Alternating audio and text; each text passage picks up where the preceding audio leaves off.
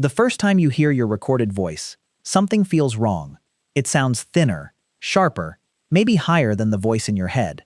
You may even wonder whether the microphone changed you, but everyone else seems completely unbothered. To them, that strange recorded voice sounds perfectly normal, which means the mystery is not really inside the recording. It is inside the way you normally hear yourself. And once you understand that, your own voice becomes a surprisingly clever lesson in physics, anatomy, and perception. Every sound begins with vibration. When you speak, air from your lungs moves through your vocal folds. Those folds vibrate rapidly inside your larynx. The vibrations create pressure waves that travel through the air. Those waves reach another person's ears. They enter the ear canal and strike the eardrum. The eardrum vibrates. Tiny middle ear bones transmit that motion, and the inner ear converts it into nerve signals. That is how other people normally hear your voice. And that is also how a microphone mostly captures it. But when you hear yourself speaking live, something extra happens. Your voice does not take only one road to your ears. It takes two.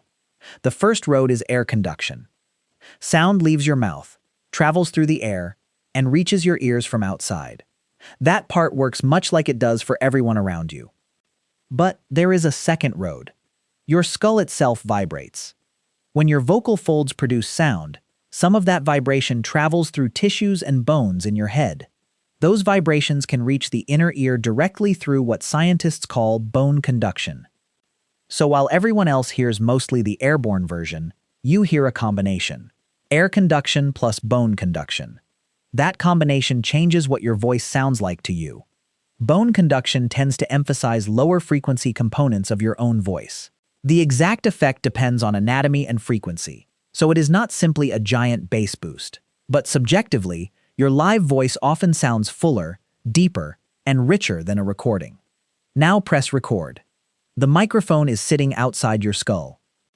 It cannot experience your voice through your jaw, tissues, and vibrating bones the way you do. It mainly receives sound moving through the surrounding air. Play that recording back, and your ears now receive something much closer to the version other people usually hear. And your brain immediately notices the missing ingredient. That familiar internal low-frequency contribution is gone. The result can feel strangely exposed. Your voice may sound brighter, smaller, more nasal, higher, sometimes even younger. Nothing necessarily happened to your actual voice. You simply changed listening positions. Think of it like standing beside a speaker versus touching the wall connected to it. The source can be identical, while the path of vibration changes what reaches you. Your skull is not secretly turning you into a movie trailer narrator, but it does modify the version of yourself you hear every day. And there is another layer. Your brain has spent years learning that internal version. Every conversation you have had, every joke you have told, every argument, every late-night phone call, every awkward introduction, you heard your own speech through that combined pathway. Thousands upon thousands of repetitions. That sound became your personal definition of. Then a phone recording suddenly presents a different version. The difference is small enough to be recognizable, but large enough to feel unfamiliar. That is why the reaction can be so immediate. People sometimes say, "That cannot be what I sound like." But from another person's perspective, it often can. They have been hearing the air-conducted version all along. You are the one getting the unusual backstage mix. Microphones can still change things, of course. A cheap phone microphone is not acoustically neutral. Different microphones emphasize different frequencies. Recording distance matters. Room reflections matter. Compression, noise reduction, phone processing, headphones, and speakers can all modify playback.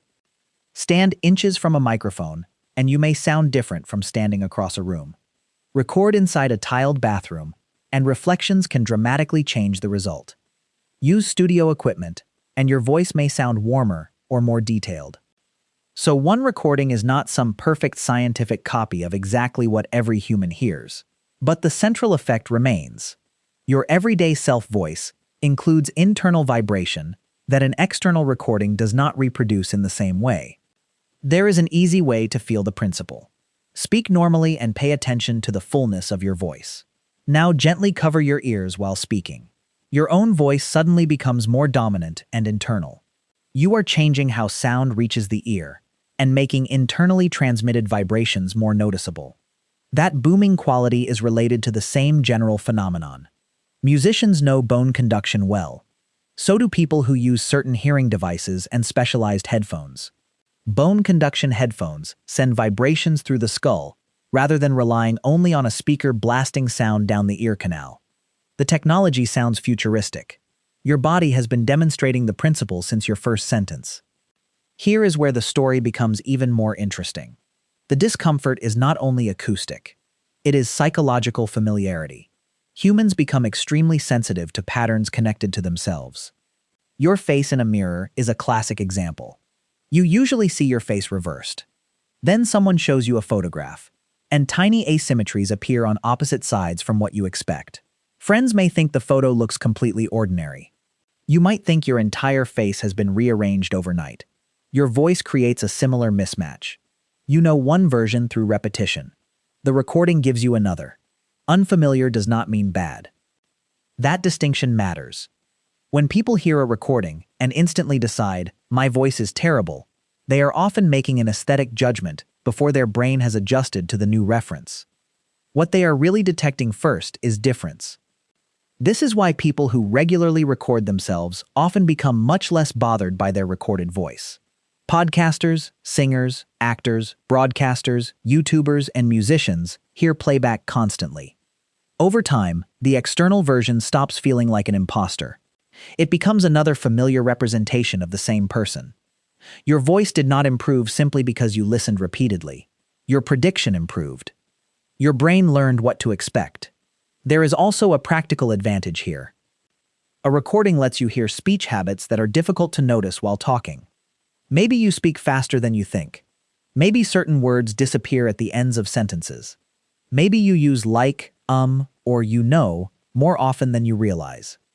Maybe your pitch changes when you are nervous. Maybe you sound far more confident than you felt. That last one surprises people. Your internal experience and your external signal are not identical. Feeling awkward does not automatically make you sound awkward. So the next time your recorded voice makes you cringe, do not immediately blame the microphone or your vocal cords.